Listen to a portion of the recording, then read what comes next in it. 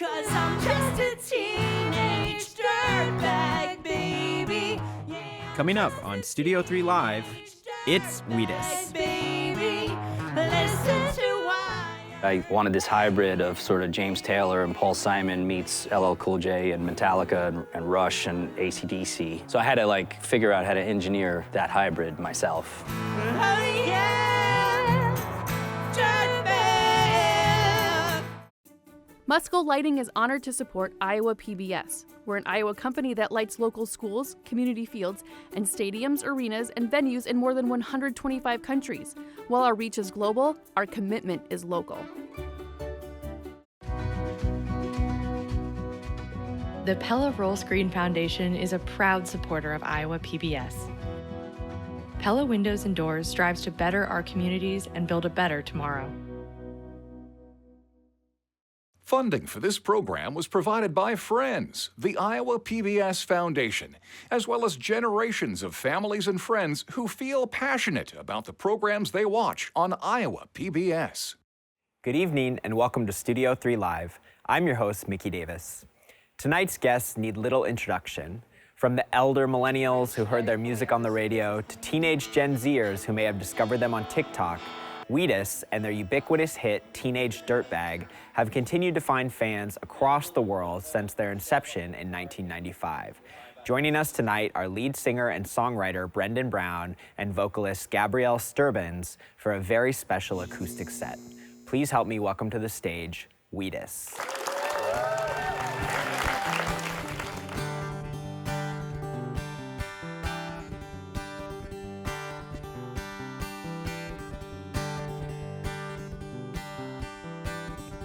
She's a pretty girl.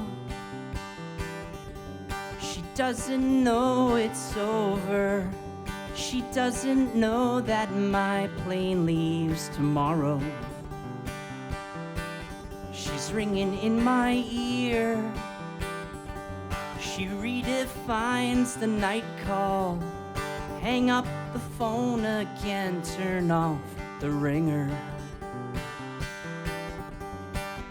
Heaven only knows what she wants from me, but I won't wait around enough to see. 'Cause I'm running away from your arms tonight, and you won't let me go without a fight. And I can honestly say right now, you don't understand me. You don't understand me, oh, no, no, no, no.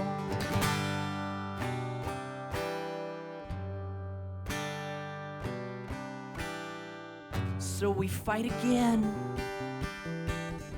and the night turns into sunrise. I know getting up for work will be a hellhole. She's like the mission man. She's screaming about Jesus, and maybe when I'm deaf then she can save me. Heaven only knows what she wants from me, but I won't wait around enough to see. 'Cause I'm running away from your arms tonight, and you won't let me go without a fight. And I can honestly say right now, you don't understand me. And don't call me Stanley, oh, no, no, no, no.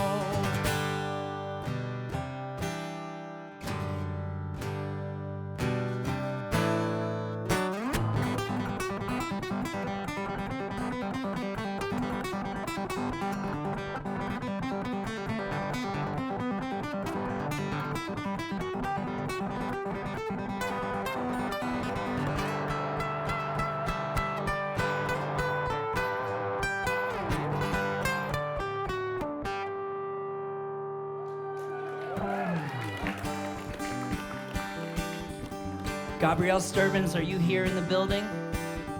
Look at that. Want to help me land this plane? I do. People say I'm crazy, I got diamonds on the soles of my shoes. Well, that's one way to lose these walking blues, with diamonds on the soles of our shoes. She said, honey, take me dancing, but they ended up sleeping in a doorway on the bodegas and the lights of Upper Broadway, wearing diamonds on the soles of their shoes. And I could say, ooh, and everybody here would know what I was talking about. I mean, everybody here would know exactly what I was talking about. I'm talking about diamonds on the sole, diamonds on the sole, diamonds on the sole, diamonds on the sole.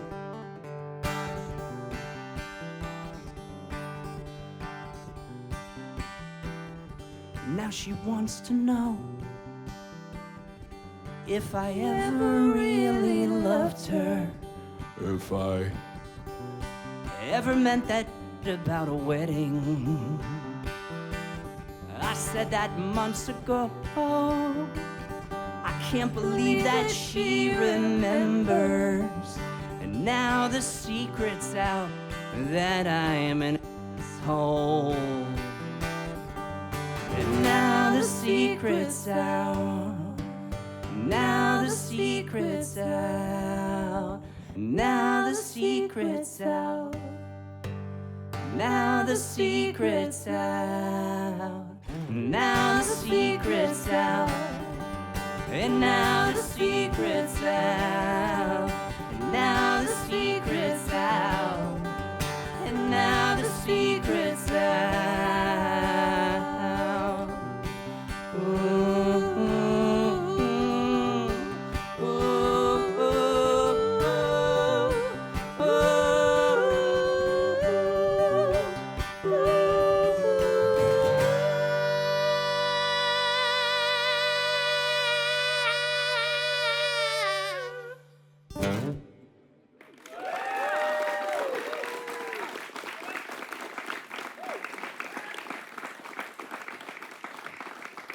Thank you.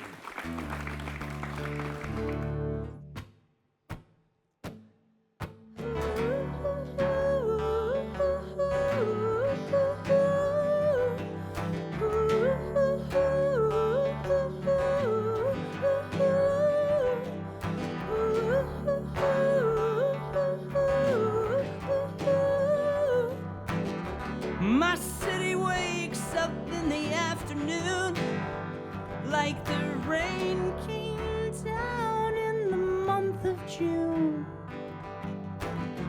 Kings of murdering atmosphere, building bombshell towers with glass and fear.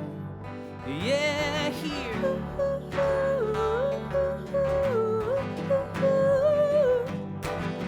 My city wakes up to a poison moon, like the radio never played a tune. I'll gather dust and scatter crazy glue. Will I build a house big enough for two? Yeah, you.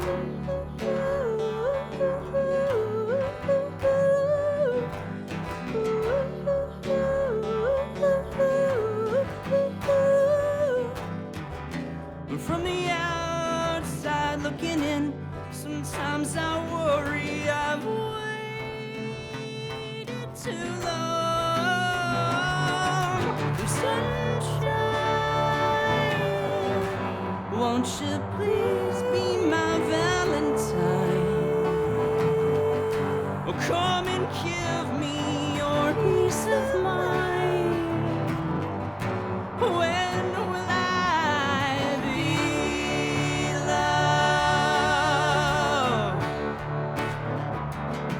We'll learn to hunt in the canyon shade, underneath skyscrapers and cars they made.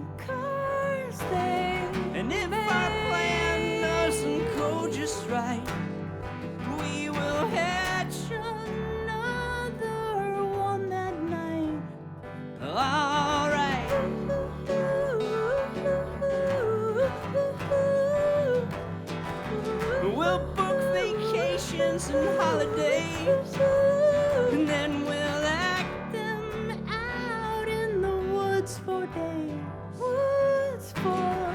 And if some God ever finds me here, I believe only in you, my dear.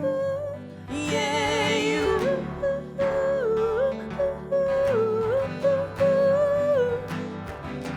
From the outside looking in, sometimes I worry we've waited too long.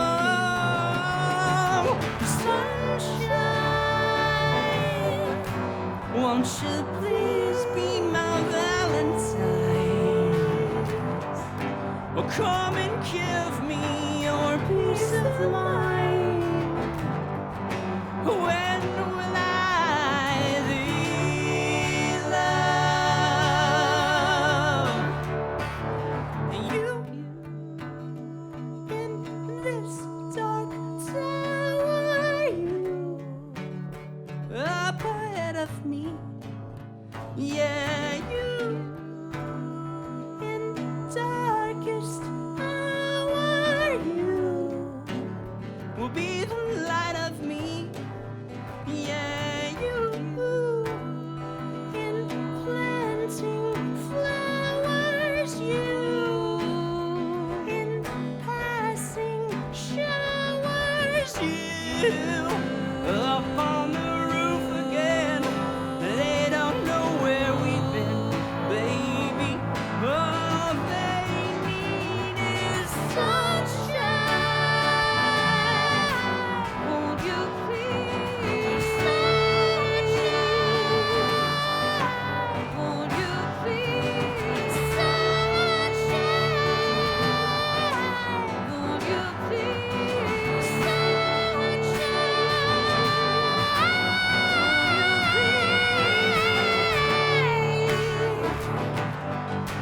Won't you please, please, please?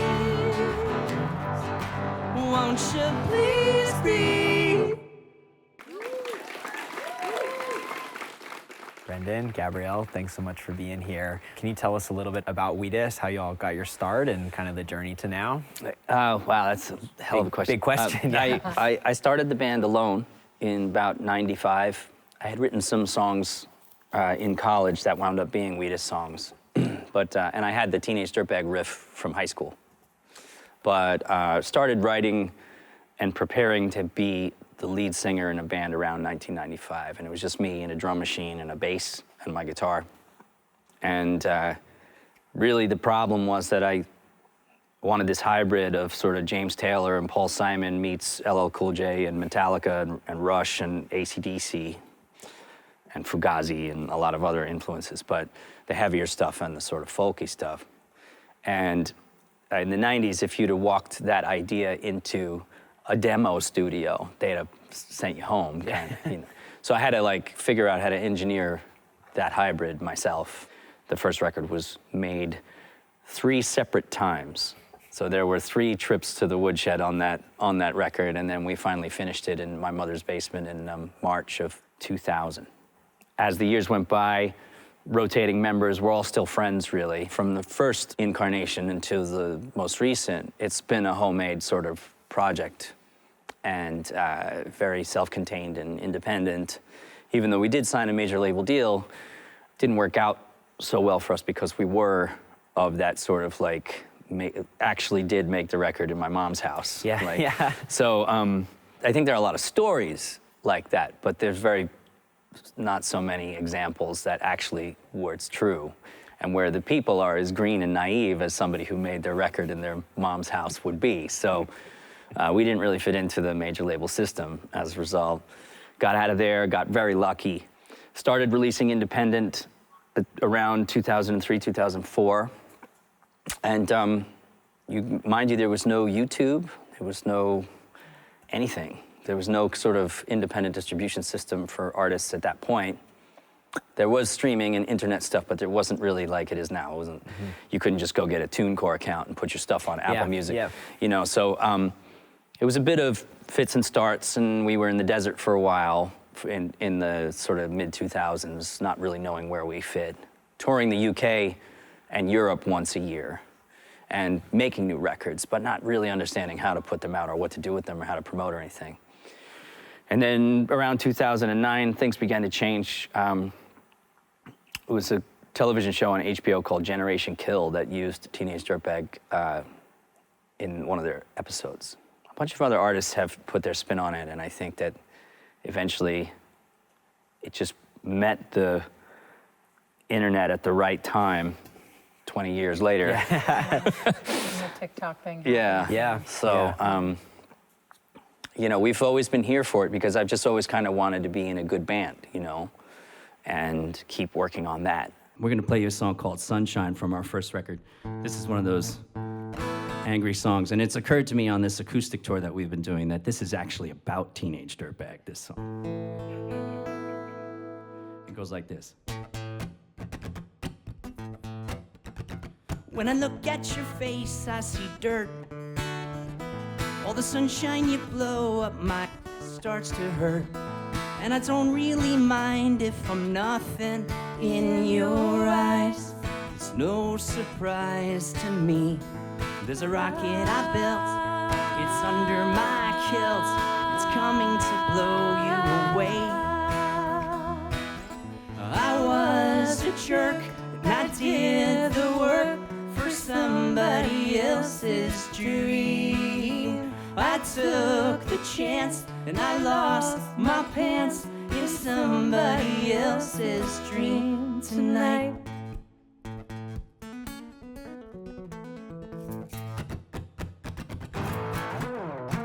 Now you're calling me up to get paid, and if you don't get paid, then you'll never get laid.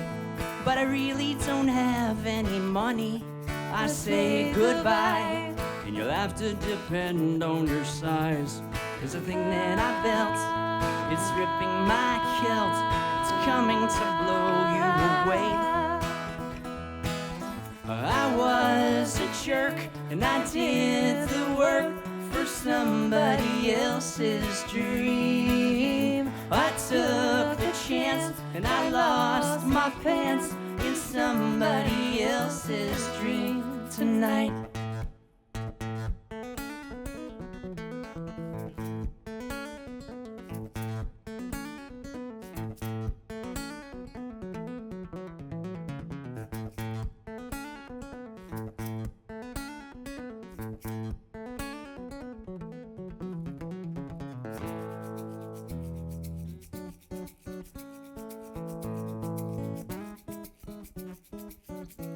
Now I think that I'm going to bed as the image of you and you leaves my head.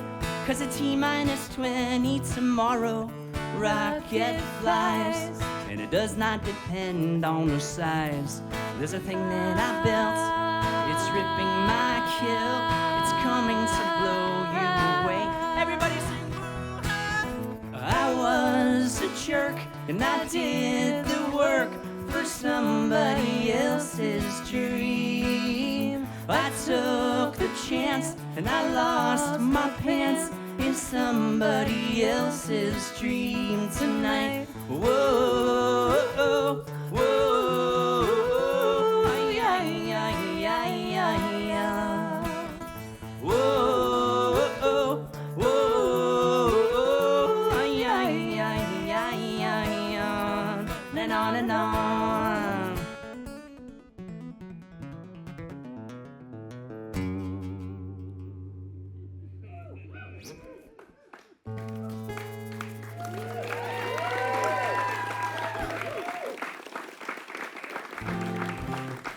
This next song is from our third album. It's about how art can be intimidating. If you make something, you can really just decide not to put it out and sit on it for the rest of your life.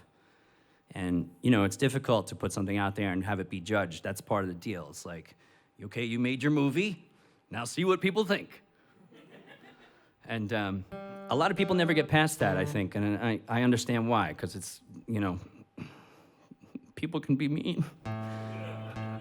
But I wrote a song about that phenomenon on our third album. It's called called I Am What I Is. Ready? Christopher calls me, he calls me complaining. He's already waited too long to begin. The world is on one side and I'm on the other. And I read in a magazine, I am what I is. I am.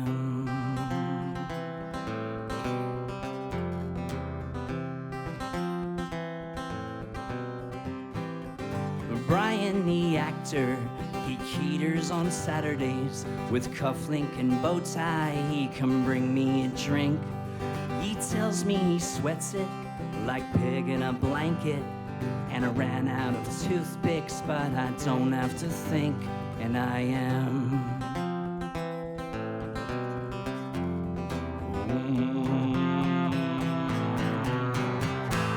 But autumn will come, and everyone loves you when you've already won. And I'm here to tell you that I don't care if up turns you down. I will hear you say I am what I am when I am what I is. When I am what I am, then I am what I am.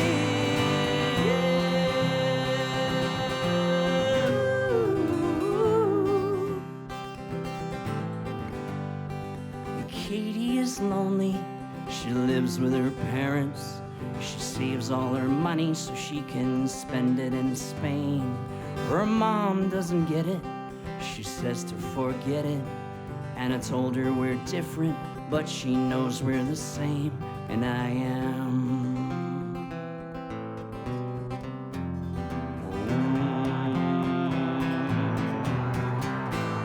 But autumn will come, and everyone loves you when you've already won.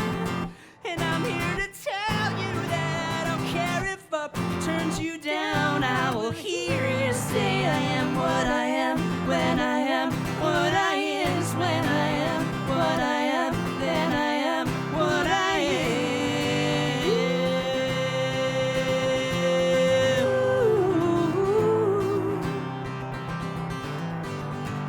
Wow, Christopher calls me.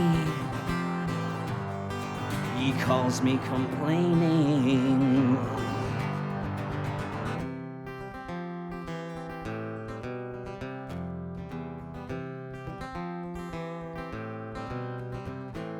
You guys want to sing? Yeah. Okay, let's do it. Here's your part. You ready? When Christopher calls me. Do it. Christopher calls me. When Christopher calls me. Do rock and roll loud. Christopher calls me. Okay, keep doing that.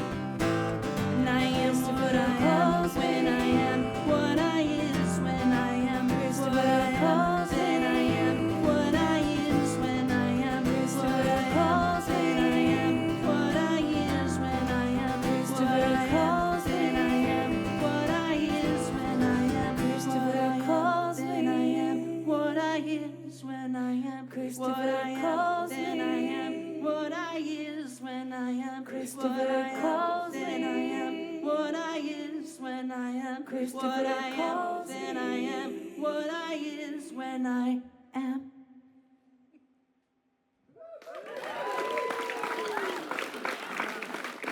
You guys are great. That was your audition. Get in the van. Gabrielle, when did you join the band? I joined in 2011. Okay. Both of the backing vocalists that were in the band at the time, I think like both left that year. Yeah. So I became one of them. Yeah. You were the sole backing vocalist for 1 year. Is that true? 2011, and we played that show in Hungary. Oh, that Yeah. is true. I forgot. Yeah. And it's all That was your good. first show with us, was a show in Hungary. That's true. That's true. I was doing a play and I had to fly separately, and I arrived in Hungary for my first show. Yeah. Forgot about that. So that was right before the 6th Wheatus album, which is the Valentine LP. And so that was the first record that I was on. We're a very like working class band, and we all like lift all the gear, and we all, you know, tech and everything. And I think like I had never really toured before, so like I remember that first tour being really difficult, and somehow I stuck it out. I mean, it's still hard, you know, we're still sometimes don't get enough sleep and are always lugging all the gear and driving far. And but yeah, so 2011, so I can't do math on the spot. 13 years? 13 years. Something like that, Yeah. yeah. This next one is a bit of a improv. It's two songs that we know how to play, that we've been playing for 25 years, longer than that even. But we mishmash them up, so we don't know what chorus is coming when. They might have to cut this from the broadcast. So if you want to get involved, do it. One of the songs is Leroy from our first album, and the other is Jesse's Girl by Rick Springfield.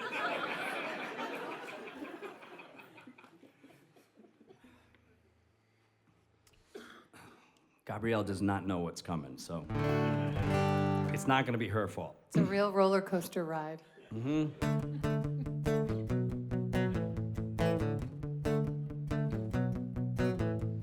He's got the dirtiest shoes that I ever seen.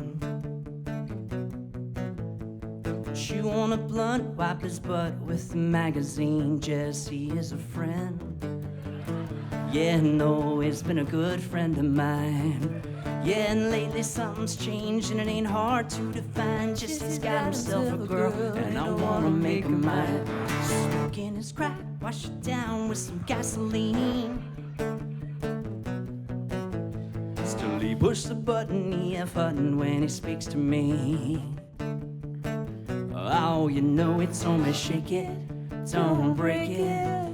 It took too damn long to make it. Leroy is my mojo man. Leroy is my mojo man. He come and take me by the hand. 'Cause Leroy is my mojo man tonight.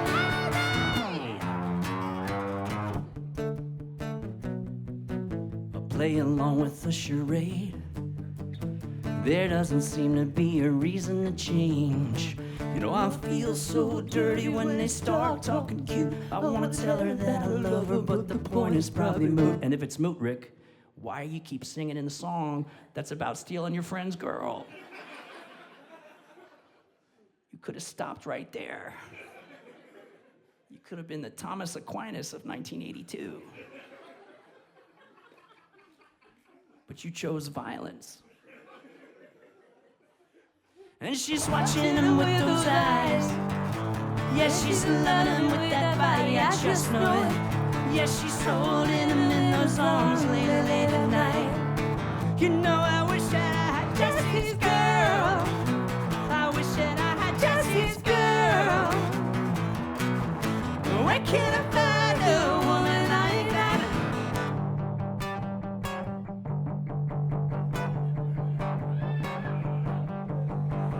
And I look in the mirror all the time, wondering what she don't see in me. Ain't I been funny, I've been cool with the lines. Ain't that the way that's supposed to be? No. Key change. It's a cheap trick to distract you from content. Where can I find a woman like that?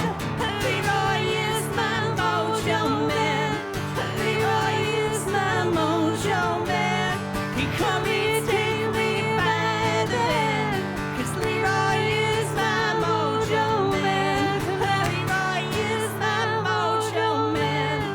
Leroy is my mojo man. He come and take me by the hand. 'Cause Leroy is my mojo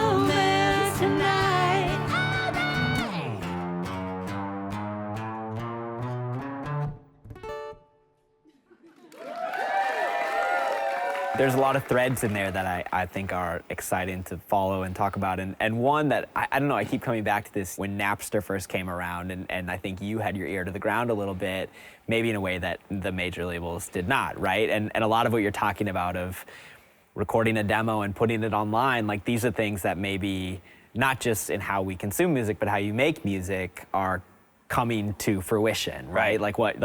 Many people can make a demo in their mom's basement with the equipment and the access to the internet now. Yeah. If you were to talk to a younger musician or a younger you who is making music now, what advice would you give them? That better content is better than more content. Okay, that's good, very good. And excellent content, it bests everything, in my opinion. This is just, I'm X generation. I can still survive in the woods if I need to, but I would say that I've seen a lot of young artists, in particular on TikTok, sort of getting burnt out because they're expected by their label or by their management or by what they interpret as the system to deliver daily or sometimes multi-daily content. I don't think good art works that way. It requires thought and introspection and like sort of processing of reality. And it just doesn't work on a like, okay, I'm gonna wake up this morning and make the best TikTok video better than the one I did yesterday, Like what sticking power does that have? It doesn't. Right? Yeah, it totally. And I think the labels have adapted to the new sort of permanent online distribution model by asking artists, in particular young artists, to be everywhere all the time with new stuff. I don't think that's healthy. I think that's another way it's like back in the day when they used to send us on radio tours where you couldn't get any sleep. Yeah. And you had to wake up at 6 o'clock for a 6 o'clock radio show at 4 a.m. and then go and play a show until midnight and then get on the tour bus and do it again 7 days a week. And then they were like, why does he have to go to the hospital? Because he has, pneumonia. It's just, it's the modern version of that. For this next song, I gotta tell you a story. So I'm taking you back, like I said, back to August of 2001. We've had 2 top 5 hits. We live in London. We have completely fooled everybody. We're getting invited to play shows for the Prince of England. He was a prince back then. Sandwiched in between Meatloaf and Beyonce. Meatloaf shoved me to the ground one time. True story. He thought he was being funny. Anyway, there were 2 A&R guys at the record label in London, and they got into a fight over what our 3rd single should be. One of the guys really liked Limp Bizkit, so he thought our 3rd single should sound like Limp Bizkit. And the other guy really liked the Gorillaz, so he thought our 3rd single should sound like the Gorillaz. And we were like, hey guys, stop fighting. We made the first 2. What if we did the 3rd? They were like, shut up, get back under the table, band. The adults are arguing over your future. So we thought, let's stage a coup. Let's secretly rent a studio and re-record the song Wannabe Gangster for our 3rd single. I mean, that was the one they were fighting about. Wasn't our first choice, but we went for it. Turned out the only studio available that week, August of 2001, was Abbey Road Studios. And there was only one room available, and it was room 2, where they made Sgt. Pepper's Lonely Hearts Club Band. So we got in there, and I immediately took a nap where Paul played Blackbird on the acoustic guitar. 'Cause vibes. Suddenly I was awakened about 20 minutes into my nap. Our co-producer Phil was shaking me. He said, you have a phone call, get upstairs. I said, okay. It's Iron Maiden's manager. Bruce Dickinson is on his way down to Abbey Road to sing on your new single. He heard you were there. Half hour later, a very sweaty Bruce Dickinson comes through the door with a road bike and a helmet in his hand. He says, right, what you want me to do? I said, get in that vocal booth and sing like you did on Run to the Hills, man. What do you think I want you to do? And we nailed it. I mean, we really did it. We were producing a song in Abbey Road, the holiest of holies, that I wrote about Comac, Long Island. And Bruce was singing the word Comac, and he didn't know what it was. I thought, we really fooled him this time. They're never gonna find out who we really are. So when we finished, we were super proud of it. We called up the guy who directed the Teenage Dirtbag video, and we said, Jeff, his name was Jeff. We said, Jeff, can you do it again? Can you hit it out of the park again? And he goes, yeah, but this time, I want to do it like if Brother from Another Planet was directed by Stanley Kubrick. I said, sign me up for that, man. Yes, Jeff. Has anyone ever seen the video for Wanna Be Gangster? Our song, our third single? No? It's because it's the worst video ever made. Skip it. Anyway, that kind of settled the argument over our third single.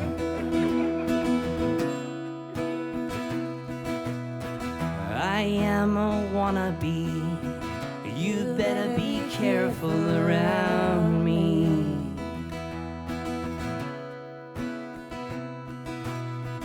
I come from far away, where Mustang dreams are made.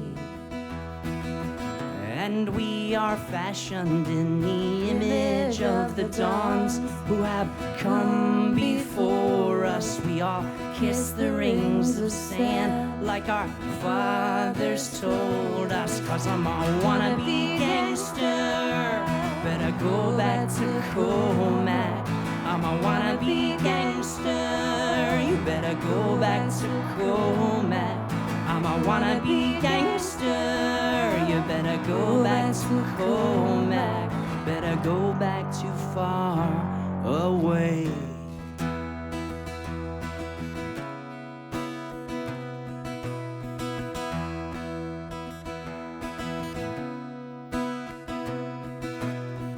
Like a lemon pie a la mode, my 9 is easy to load. Oh,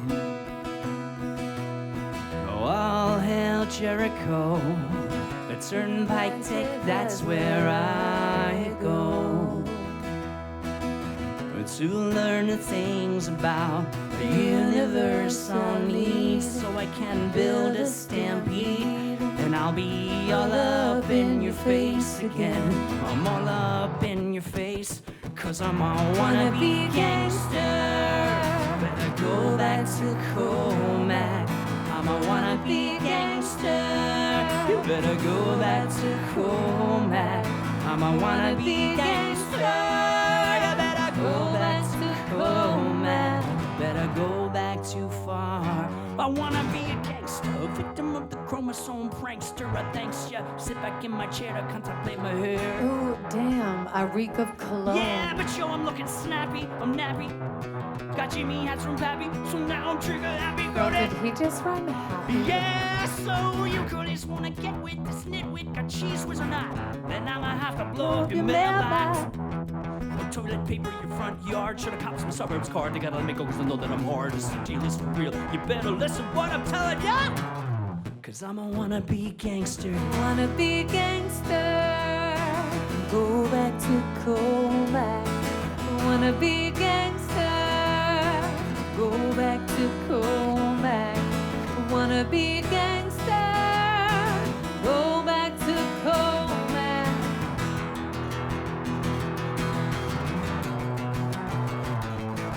I'm a wannabe gangster. Better go back to Comac. I'm a wannabe gangster. Better go back to Comac. I'm a wannabe gangster. Better go back to Comac. go back too far away.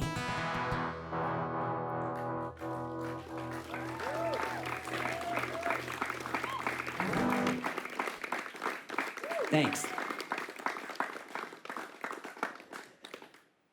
All right. So,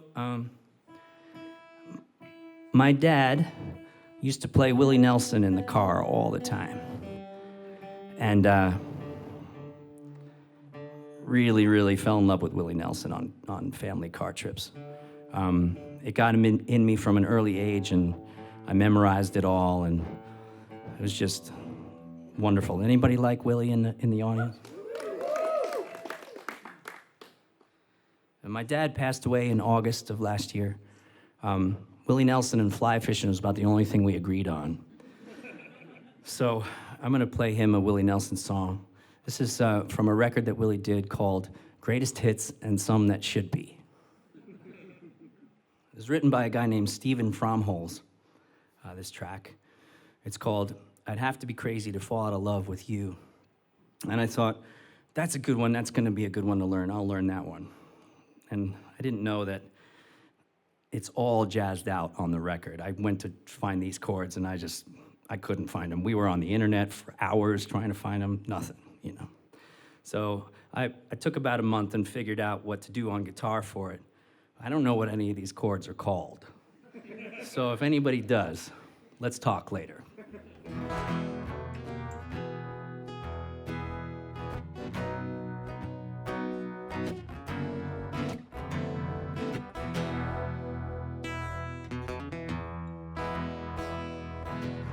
I'd have to be crazy to stop all my singing and never play music again. You'd call me a fool if I grabbed up a top hat and ran out to flag down the wind. I'd have to be weird to grow me a beard just to see what the rednecks would do. But I'd have to be crazy, plumb out of my mind, to fall out of love with you. I know I'd done weird things, told people I'd heard things, when silence was all abound. Been days when it's pleased me to be on my knees, following ants as they crawl across the ground. Been insane on a train, but I'm still me again. And the place where I hold you is true. So I know I'm alright, 'cause I'd have to be crazy to fall out of love with you. You know I don't intend to, but should there come a day when I say that I don't love you, you can lock me away. And I sure would be dingy to live in an envelope, wait along for a stamp. You'd swear I was loco to rub for a genie whilst burning my hand on the lamp. And I may not be normal, but nobody is. So I'd like to say before I'm through, I'd have to be crazy, plumb out of my mind, to fall out of love with you. I'd have to be crazy, plumb out of my mind, to fall out of love with you.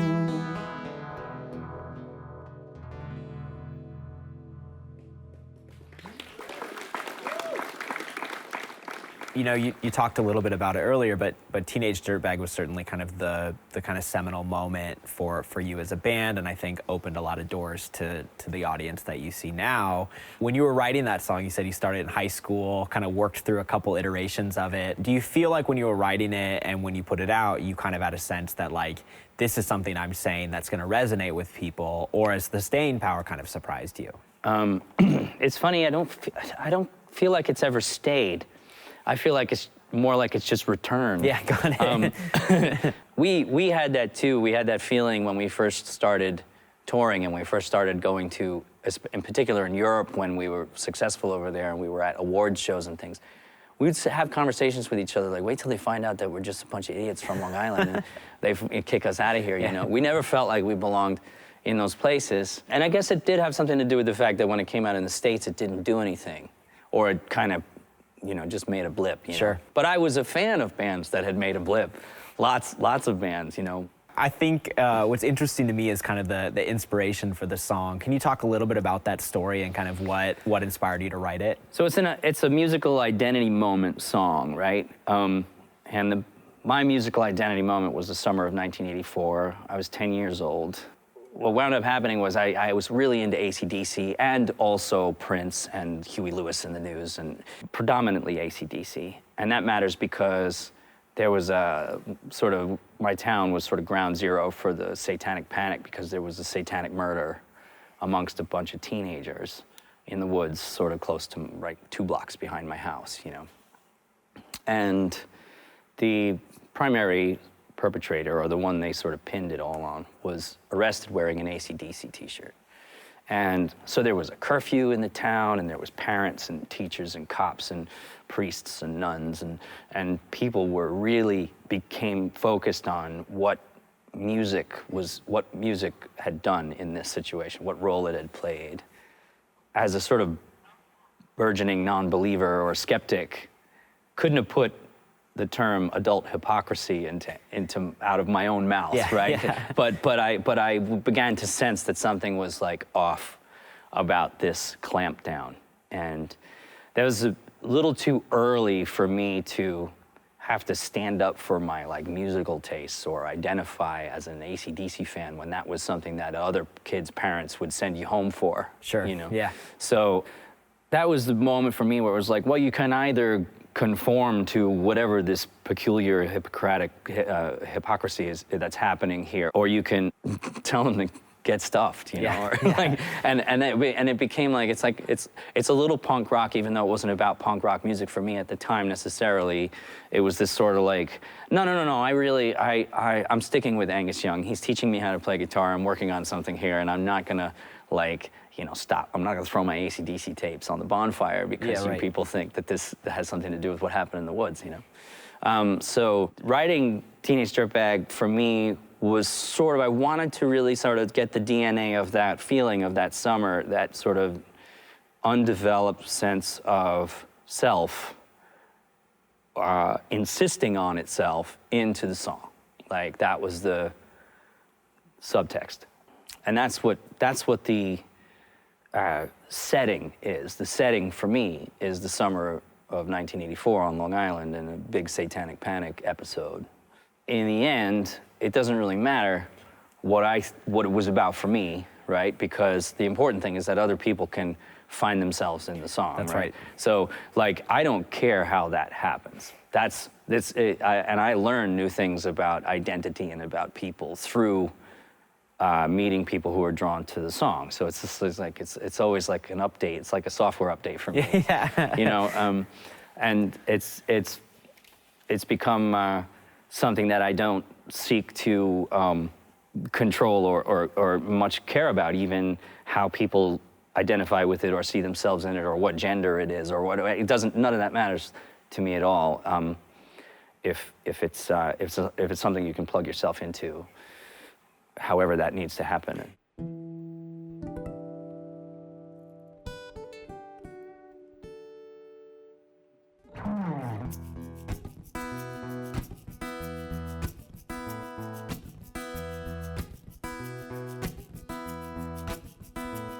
Her name is Noelle, And I have a dream about her, she rings my bell. I got gym class in half an hour, oh how she rocks in kids and tube socks.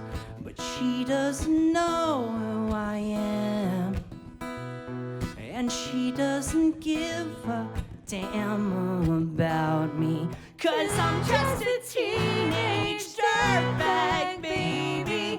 Yeah, I'm just a teenage dirtbag, baby. Listen to Iron Maiden, baby, with me. Ooh.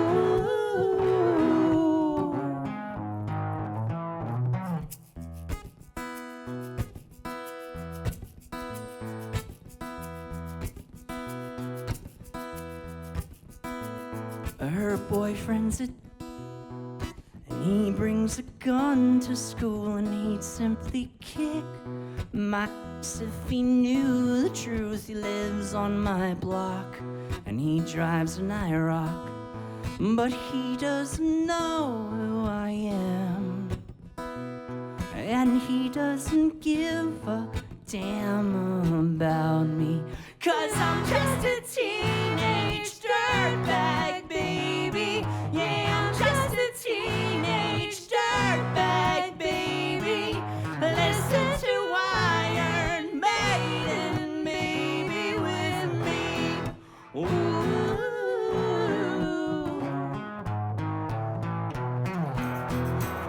Oh yeah, dirtbag.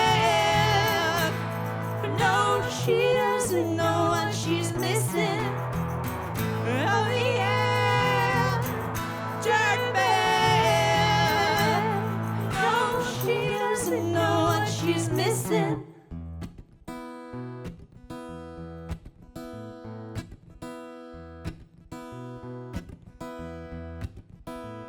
Man, I feel like mold. It's prom night and I am lonely, lo and behold, she's walking over to me. This must be fake. My lip starts to shake. And how does she know who I am? And why does she give a damn about me?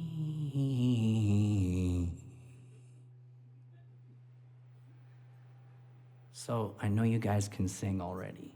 Do you want to try something? You guys are going to sing my old regular girl part.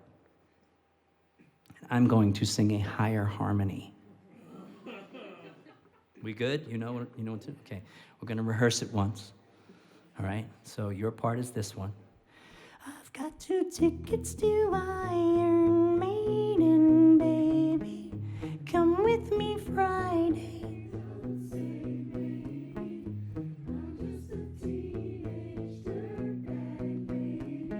Pretty good. You can do it louder, though, I think, because the microphones won't pick you up, and then I'll just be singing this funny high harmony, and people will be like, why is he doing that?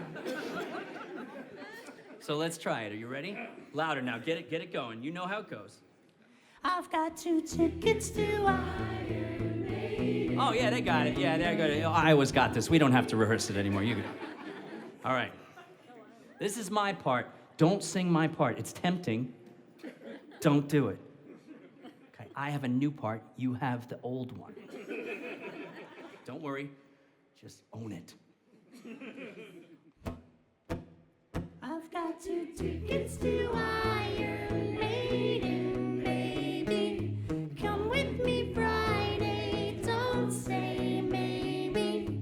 I'm just a teenage dirtbag, baby, like you. Ooh. Iowa PBS. Oh yeah, dirtbag. No, she doesn't know what she's missing.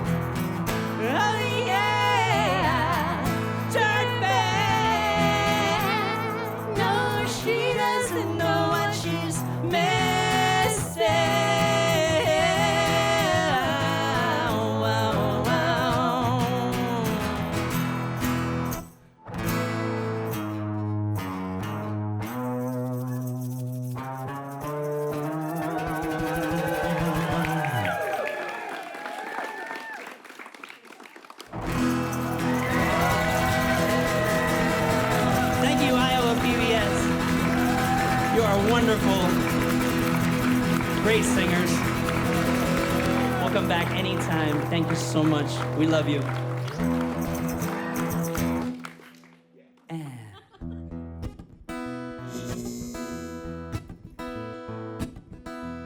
Let's dance.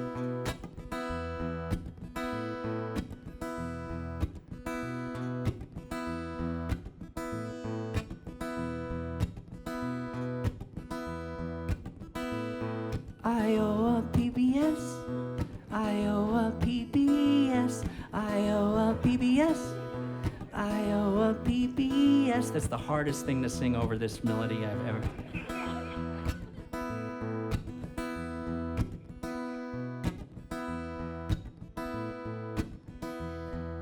Studio 3 Live is also available as a podcast. Get it wherever you get your podcasts. Musco Lighting is honored to support Iowa PBS. We're an Iowa company that lights local schools, community fields, and stadiums, arenas, and venues in more than 125 countries. While our reach is global, our commitment is local. The Pella Roll Screen Foundation is a proud supporter of Iowa PBS. Pella Windows and Doors strives to better our communities and build a better tomorrow. Funding for this program was provided by Friends, the Iowa PBS Foundation, as well as generations of families and friends who feel passionate about the programs they watch on Iowa PBS.